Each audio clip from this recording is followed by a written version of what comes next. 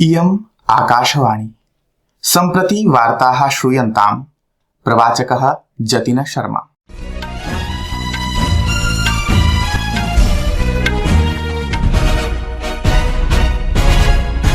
आदौ मुख्यवार्ताः।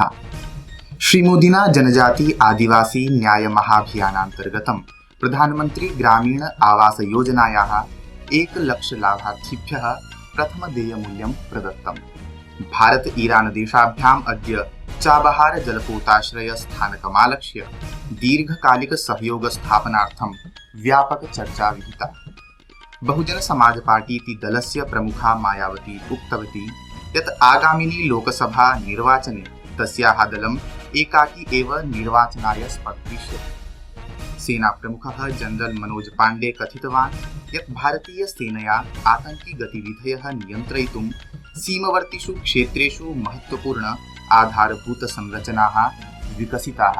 अपि च विश्वार्थिक वाक्पीठस्य 54तमं वार्षिकोपवेशनम् अद्य स्विट्जरलैंड देशस्य दावोस नगरे समारब्धम्। अथ वार्ताः विशदीकृत्य। प्रधानमंत्री श्री नरेंद्र मोदी प्रोक्तवान् यत् तस्य सर्वकारेण 10 वर्षाः निर्धनेभ्यः समर्पिताः। तेन कथितं यत् देशः तदा एव विकसितो भविष्यति यदा प्रशासकीय योजनानां लाभाः सर्वेपि प्राप्स्यन्ति। श्रीमोदिना आभासीय माध्यमेन जनजाति आदिवासी न्याय महाभियानान्तर्गतं प्रधानमंत्री ग्रामीण आवास योजनायाः 1 लक्ष लाभार्थिभ्यः देयमूल्यं प्रदानसमये इदमुक्तम्। तेन कथितं यदद्य देशे तादृशः सर्वकारः वर्तते यः निर्धनानां विषये चिन्तयति। सर्वकारेण निर्धनानां कृते 4 कोटि परिमितानि गृहाणि अपि निर्मितानि सन्ति। तेन प्रोक्तं यत् प्रधानमंत्री जनमन महाभियानस्य उद्देश्यस्तावत् सर्वेषाम् आदिवासिनां कृते सर्वकारीय योजनानां लाभः भवेदिति वर्तते।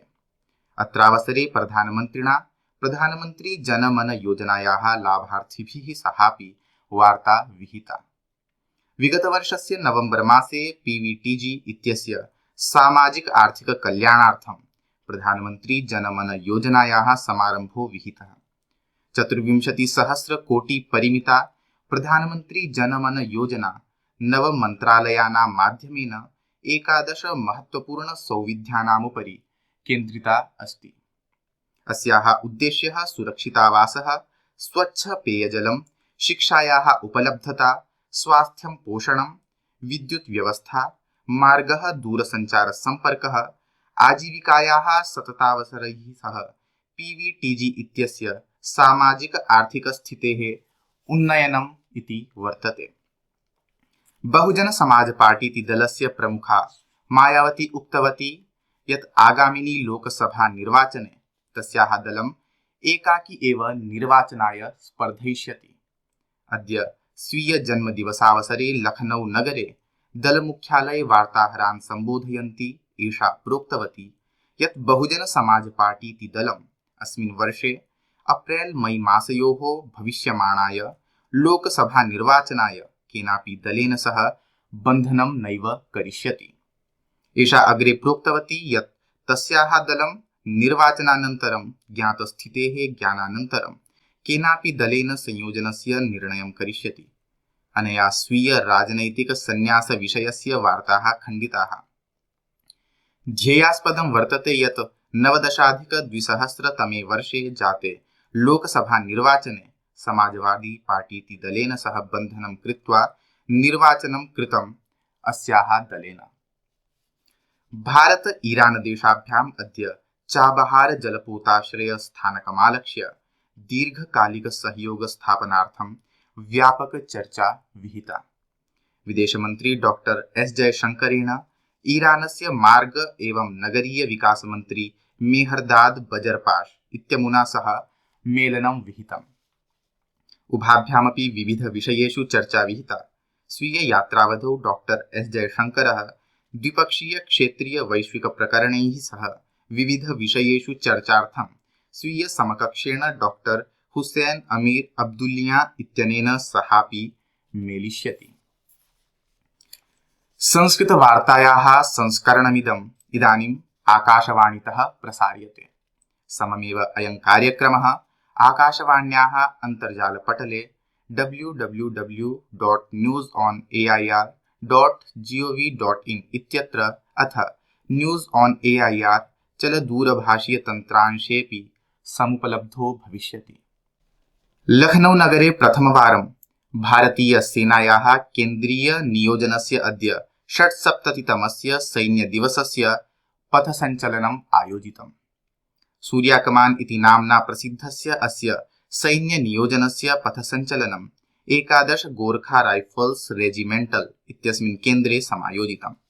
सेनाप्रमुखः जनरल मनोज पाण्डेयः अस्य सैन्यदिवसपथसञ्चलनस्य निरीक्षणं कृतवान्। शौर्ययुतेभ्यः त्यागकृतेभ्यश्च सैनिकेभ्यः 14 वीरतापुरस्काराः प्रदत्तवान्। अत्रावसरे रक्षाप्रमुखः जनरल अनिल चौहानः सेनायाः अन्ये वरिष्ठाधिकारिणश्च उपस्थिताः आसन्। सायं समये रक्षामन्त्री राजनाथ सिंहः अपि शौर्यसान्ध्यकार्यक्रमे भागं भजिष्यति।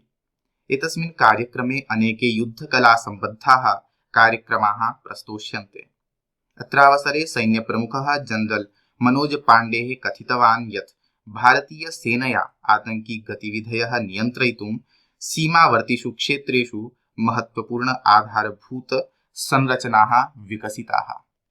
एतस्मिन् पथसञ्चलने para brigade, Sikh light infantry, जॉर्टर रेजिमेंट इत्यादयः 6 पथसञ्चलनसमूहाः भागं स्वीकृतवन्तः। विश्वार्थिक वाक्पीठस्य 54तमं वार्षिकोपवेशनम् अद्य स्विट्जरलैंड देशस्य दावोस नगरे समारब्धम्। सम्मेलनस्य विषयः वर्तते पुनर्निर्माणं यत् नवीनाभिः प्रौद्योगिकीभिः क्षमतायुतावसराणाम् अन्वेषणे निर्णये वैश्विकसहभागित्वेऽपि बलं प्रददाति। एतस्मिन् उपवेशने जलवायुपरिवर्तने, कृत्रिम बुद्धिमत्तायाः संकटे, आर्थिक विषयेषु चर्चा जायते। केन्द्रीय मंत्री स्मृति ईरानी, अश्विनी वैष्णवः, हरदीप सिंह पुरी च 5 दिवसात्मके अस्मिन् कार्यक्रमे भारतदेशस्य प्रतिनिधित्वं करिष्यन्ति। अत्रान्तरे त्रयः मुख्यमन्त्रिणः महाराष्ट्रस्य एकनाथ शिन्देः, तेलंगानायाः रेवंत रेड्डिः, कर्णाटकस्य च सिद्धरमैयाः अपि च शताधिकाः मुख्य कार्यकारी अधिकारिणः एतस्मिन् वाक्पीठे भारतीय प्रतिनिधित्वेन युताः भविष्यन्ति। अद्य सेनादिवसः वर्तते। अवसरेऽस्मिन् राष्ट्रपतिः द्रौपदी मुर्मुः, उपराष्ट्रपतिः जगदीप धनखडः, प्रधानमन्त्री नरेन्द्र मोदी चेत्येते सेनायाः सैनिकेभ्यः तेषां परिवारेभ्यश्च शुभकामनाः प्रकल्पितवन्तः। राष्ट्रपतिना द्रौपदी मुर्मू इत्यनया एकस्मिन् सामाजिकान्तर्जालिकसन्देशे कथितं यत् भारतीयसेनायाः पार्श्वे अनुकरणीयः साहसस्य दीर्घपरम्परा वर्तते। राष्ट्रपतिना सेनायाः देशभक्तिमुद्दिश्य प्रशंसा विहिता। सहैव कथितं यत् इमे वीराः नागरिकाणां कृते प्रेरणास्रोताः सन्ति। उपराष्ट्रपतिना जगदीप धनखडः इत्यनेनापि सेनायाः वीरेभ्यः शुभकामनाः प्रदत्ताः। एकस्मिन् सामाजिकान्तर्जालिकसन्देशे तेन कथितं यत् भारतीयसेनायाः कर्तव्यानुशासनसाहसान् प्रति अद्वितीया प्रतिबद्धता वर्तते। अत्रावसरे प्रधानमन्त्रिणापि भारतीयसेनायाः सैनिकेभ्यः शुभकामनाः प्रदत्ताः। एकस्मिन् सामाजिकान्तर्जालिकसन्देशे तेन कथितं यत् देशः सैनिकानाम् असाधारणसाहसस्य, सुदृढप्रतिबद्धतायाः, त्यागस्य च सम्मानं करोति। प्रधानमन्त्रिणा कथितं यत् राष्ट्रस्य रक्षां, सम्प्रभुतां च यथारूपं संस्थापयितुं सैनिकानां समर्पणं तेषां साहसस्य प्रमाणमस्ति। राष्ट्रपतिः द्रौपदी मुर्मुः इत्यनया अद्य नवदिल्ल्यां प्रधानमन्त्री संग्रहालयस्य यात्रा विहिता। एकस्मिन् सामाजिकान्तर्जालिकसन्देशे स्वीयानुभवं प्रकटीकुर्वन्ती सा कथितवती यत् इयं यात्रा सुखदा, ज्ञानयुता च आसीत् इति वार्ताः।